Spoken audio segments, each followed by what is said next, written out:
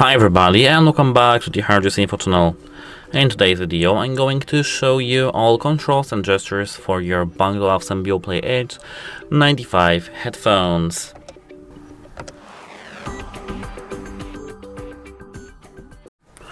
So, at first we have the volume level. Here we do have this slider, as you can see.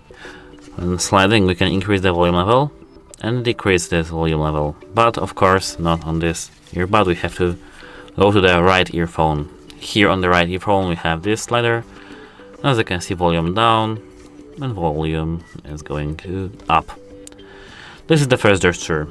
The second one is using this button, which is here. We can call Siri using this gesture. As you can see, it works. And apart from that, here we do have the touch panel here. When we single tap this touch panel on the right earphone, we can pause music or unpause. Of course, I don't know why. Sometimes it works, sometimes it doesn't. Let me go to the first song here. If you go to the right, you can go to the next song. And if you go to the left, to the previous one. But as you can see, I don't know why it doesn't work sometimes. It worked now, as you can see, but I don't know what is the requirement to work.